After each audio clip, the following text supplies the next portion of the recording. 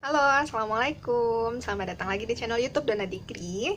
Di video kali ini, aku bakal sharing pengalaman aku waktu kuliah tentang penghasilan aku sebagai anak teknik selama aku duduk di bangku kuliah.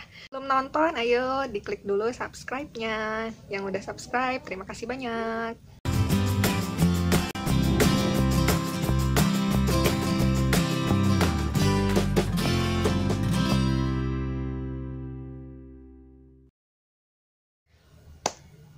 Jadi pengalaman ini aku bagikan buat teman-teman yang masih di kampus. Niatnya sih bukan untuk pamer atau apa, tapi niatnya adalah untuk membagikan pengalaman supaya bisa menjadi motivasi untuk teman-teman yang lagi di kampus. Bahwa kalau ke kampus itu kita nggak cuma belajar, nggak cuma nongkrong-nongkrong aja, ada banyak sekali kegiatan positif yang bisa kita lakukan di kampus dan juga bisa menghasilkan uang tentunya. Nah, kalau aku ya ceritanya, penghasilan pertama yang aku dapatkan waktu kuliah itu adalah waktu aku semester 3. Waktu semester 3 itu kan tahun 2009. Nah, itu teman-teman kalau masih ingat, itu tahun 2009 itu gempa Padang kan, gempa Padang yang gede banget, yang infrastruktur, rumah-rumah penduduk semua pada rusak. Nah, waktu itu eh, pasca gempa kegiatan di kampus tidak berjalan dengan normal. Kita datang ke kampus bukan untuk langsung kuliah gitu, tapi ada kegiatan survei, itu kerjasama dari pemerintah Kota Padang dengan universitas tempat aku kuliah dulu, untuk melakukan survei ke rumah-rumah penduduk. Jadi di situ dikategorikan rumah penduduk yang rusak berat, rusak ringan, rusak berat, rusak sedang, dan rusak ringan. Terus ditempel dia tuh stiker berdasarkan tingkat kerusakannya, itu warna stikernya beda. Nah, survei itu kalau nggak salah berjalannya sekitar setengah bulan ya. Tapi kalau aku ikutnya kalau nggak salah waktu itu cuma 12 hari. Nah, seharinya kita survei itu kita dikasih uang jalan sebesar Rp50.000. Jadi 12 hari dikali Rp50.000 ya 600.000 ya. Waktu tahun 2009 itu rasanya sudah gede banget buat mahasiswa ya, apalagi itu di tahun 2009 itu udah gede banget rasanya. Surveinya itu seharian, dari pagi sampai sore, sorenya pulang ke base camp. Nah, di base camp itu input data, serahin data ke koordinator, mana koordinatornya itu senior ya. Kalau yang junior pergi survei, yang seniornya nanti mengolah data. Nah, ngolah data junior aku nggak ikut waktu itu, jadi cuma survei aja. Itu yang pertama. Yang kedua, masih survei. Survei itu bukan lagi antara pemerintah sumber dengan universitas, tapi ini kerjasamanya dengan universitas dari Jepang, kalau nggak salah GRIPS ya waktu itu namanya. Kegiatannya masih sama, survei ke rumah penduduk, tingkat kerusakannya apa, tapi nggak tempel-tempel stiker lagi. Jadi ke lapangan itu bawa data form, tapi data formnya itu banyak banget. Kalau nggak salah untuk satu rumah itu ada sekitar 20 lembar gitu data formnya. Selain foto-foto juga harus dibuatkan denahnya gitu.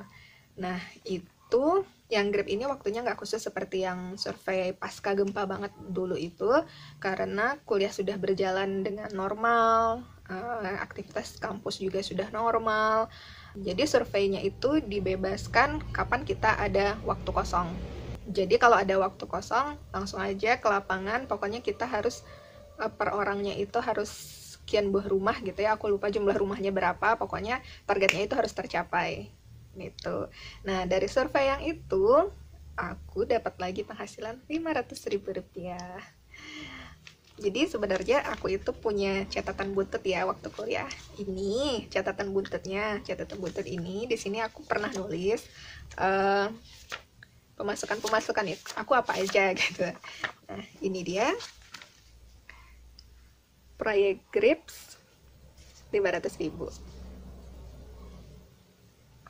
Di akhir semester 3 aku udah bergabung menjadi asisten dosen dan asisten laboratorium. Nah, di situ aku mendapatkan kesempatan lebih banyak lagi untuk terlibat di kegiatan-kegiatan yang ada penghasilannya. Kalau yang survei pertama itu waktu awal semester 3 ya, aku masih mahasiswa aja. Nah, kalau yang survei yang nomor 2 itu saat aku telah bergabung menjadi tim asisten dosen dan asisten laboratorium. Makanya bisa ikut dengan survei yang bersama GRIP itu. Nah, survei terakhir nih yang aku pernah ikuti waktu aku menjadi tim asisten itu adalah survei yang diadakan oleh Pusat Studi Bencana Universitas Andalas. Di situ survei lagi, tapi itu udah tahun 2012. Dari 2009 ke 2012 itu udah lama banget. Tetap ada surveinya lagi. Itu kalau nggak salah surveinya sejauh mana realisasi dari penggunaan dana yang diberikan kepada masyarakat untuk meretrofit rumah-rumah mereka. Nah, itu surveinya 4 hari waktu itu. Untuk survei yang 4 hari itu, aku dapat uang Rp300.000. Setelah yang pertama tadi itu tentang survei, penghasilan yang aku dapat dari survei. Yang kedua adalah penghasilan yang aku dapat dari project. Jadi seperti yang aku cerita tadi, bahwa di akhir semester 3 itu aku gabung jadi tim asisten laboratorium material dan struktur. Di situ aku punya kesempatan untuk ikut dengan project-project dari dosen-dosen struktur di situ. Nah, project yang pertama yang pernah aku ikuti itu adalah project review design Hotel Mercure. Scope of work aku di situ bikin model sama keluarin gaya dalam, terus rekap gaya dalamnya. Itu aja. Nah, ini penghasilan yang paling gede selama aku kuliah sebenarnya. Dari keterlibatan project bersama dosen di project Hotel Mercure ini, aku dapat penghasilan sebesar Rp1.500.000. Masih penghasilan dari project selanjutnya yang aku terlibat, masih project dosen, diajak lagi sama dosen bersama teman-teman tentunya. Itu adalah project untuk bikin gambar dan identifikasi kerusakan untuk gedung PLN Persero Belati. Jadi gedung PLN Persero Belati itu kondisinya rusak. Kalau kita kelompokkan ke dalam klasifikasi damage stage, itu dia life safety ya. Karena life safety waktu itu pilihannya adalah retrofit. Masalahnya sebelum melakukan retrofit itu datanya udah nggak ada, denahnya aja itu nggak ada. Nah, di situ dilibatkan asisten dari laboratorium material struktur untuk mendata ulang bangunan existing tersebut. Jadi dibuat kita survei dulu, ukur dimensinya, terus ada juga teman-teman yang melakukan bar scanning, juga hammer test. Nah, nanti dibuat gambar AutoCAD-nya. Nanti di gambar itu ditandai di sini adalah rusak bagian ini, terus dikasih foto. Di bagian sini rusaknya adalah ini, terus dikasih foto. Nah, waktu itu skop pekerjaannya itu. Produk terakhirnya adalah gambar AutoCAD. Dari ikut project dosen tersebut, aku dapat lagi penghasilan sebesar Rp700.000. Nah, proyek selanjutnya itu dapatnya bukan dari dosen, tapi dari senior aku. Itu pertama dapatin dulu data reverse scanning sama hammer test. Setelah dapat data, nanti baru dilakukan analisis struktur, apakah struktur itu masih aman atau enggak, gitu. Nah, aku terlibatnya di analisis strukturnya aja. Kalau di hammer test sama reverse scanningnya aku nggak ikut, karena itu teman-teman yang cowok yang ngerjain. Nah, dari yang analisis struktur, aku dapatnya Rp250.000. Dan untuk yang hammer sama reverse scanning, teman-teman aku yang cowok-cowok juga bagi penghasilan mereka. Aku dapatnya Rp100.000. Jadi total dari project itu adalah Rp350.000. Mungkin teman-teman mikirnya Rp350.000 itu kecil ya, tapi ingat aku waktu itu kuliah S1-nya adalah tahun 2008 sampai 2012. Ya lebih kurang 10 tahun yang lalu. 350.000 10 tahunan yang lalu sama 350.000 sekarang, itu tentunya harganya beda banget. Kalau dulu rasanya itu udah gede banget.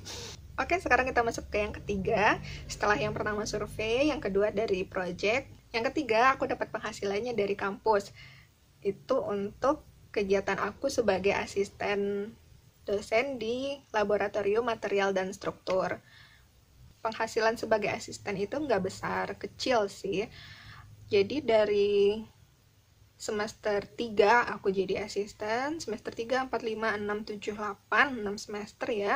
6 semester jadi asisten itu penghasilannya cuma 800.000.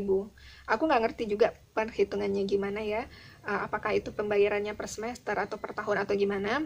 Tapi waktu itu aku terimanya 800.000 dari bendahara labor, katanya ini dari kampus untuk asisten gitu. Tapi teman-teman yang bergabung jadi asisten, niatnya jangan sampai untuk dapat uang, tapi harus niatnya untuk cari ilmu. Kalau di ending kita dikasih fee, itu alhamdulillah. Karena kayak aku waktu itu dapatnya itu fee-nya itu memang terakhir, udah semester akhir, udah mau wisuda waktu itu. Jadi kalau 800.000 bagi 6 semester, 6 semester itu kan 3 tahun ya. Ya, itu kecil sebenarnya, tapi itu tetap penghasilan, ya kan? Penghasilan yang keempat yang aku dapatkan waktu aku lagi kuliah itu dari